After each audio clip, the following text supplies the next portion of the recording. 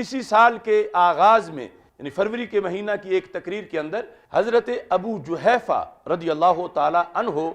کی ایک روایت کا ذکر کیا گیا۔ حضرت مولا علی رضی اللہ تعالی عنہ سے ان کا مکالمہ ہو رہا تھا افضلیت سیدنا صدیق اکبر رضی اللہ تعالی عنہ کے موضوع پر۔ تو افضلیت صدیق اکبر رضی اللہ تعالی عنہ پر جو دلائل ہیں یا حضرت مولا علی رضی اللہ تعالی عنہ کے جو فرامین ہیں وہ تواتر تک پہنچے ہوئے ہیں، اس میں کسی طرح کی کوئی کمزوری نہیں ہے۔ لیکن اس تقریر کے اندر جو مکالمے میں ابو جحیفہ موجود ہیں تو غلطی سے ابو جحیفہ جو ہے ان کا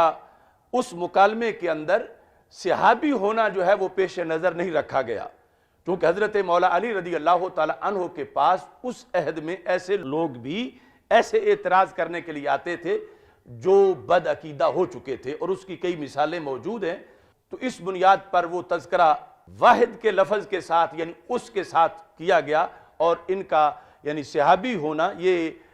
میرے پیش نظر نہیں تھا۔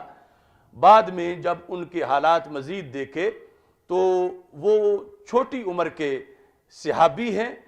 اور پھر دور حضرت علی رضی اللہ تعالی عنہ میں جب وہ گفتگو کر رہے تھے امیر المومنین خلیفہ چہارم رضی اللہ تعالی عنہ کے عہد میں بھی وہ زندہ تھے،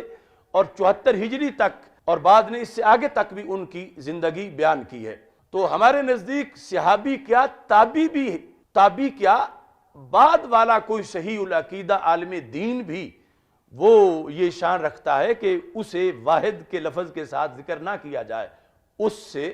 یا وہ کہتا ہے بلکہ ان اور جمع کے صیغے کے ساتھ ذکر کیا جائے۔ تو یہ یعنی جو ساری وہ گفتگو ہے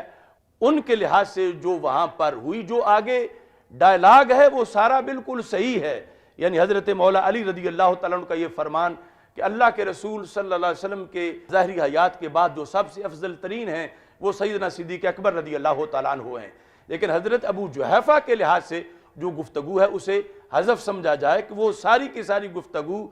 صحابی کی شان کے لائق نہیں، اور نہ ہی صحابی سمجھتے ہوئے انہیں وہ گفتگو کی گئی، بلکہ وہ اسی جہت میں کی گئی جس طرح کے دیگر بہت سے قائلین جن کا عقیدہ صحیح نہیں تھا، کیونکہ اگر تابعی ہوں تو پھر بھی ہمارے سر کے تاج،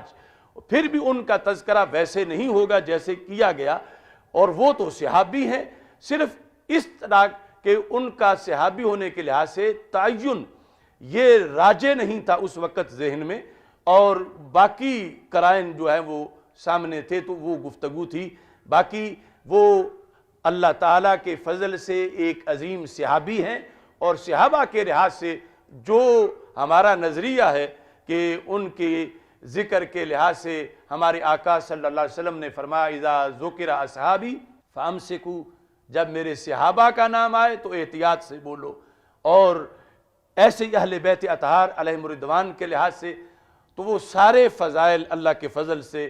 سیدنا ابو جحیفہ رضی اللہ تعالی عنہ کے لیے بھی ثابت ہیں، اور عدم توجہ کی بنیاد پر جو واحد کے لفظ کے ساتھ ان کا تذکرہ ہوا یا اس کے ساتھ جو منسلک تھوڑی سی گفتگو اس تقریر میں ہے، یعنی اس کو ڈیلیٹ کیا جائے، اور صحابی جان کے جب کوئی ان کی شان کے مطابق لفظ نہیں بولتا تو وہ شرعی طور پر اس پر بڑا مواخذہ ہے۔ اور ہم سب کو یعنی اہل بیت اطہار علیہم الرضوان اور صحابہ کرام رضی اللہ تعالیٰ عنہم، اور یہاں تک کہ جو بعد کے اولیاء ہیں، امت کے مجتہدین ہیں، ائمہ ہیں، سب کے لحاظ سے ان آداب کو پیش خاطر رکھنا ہوگا۔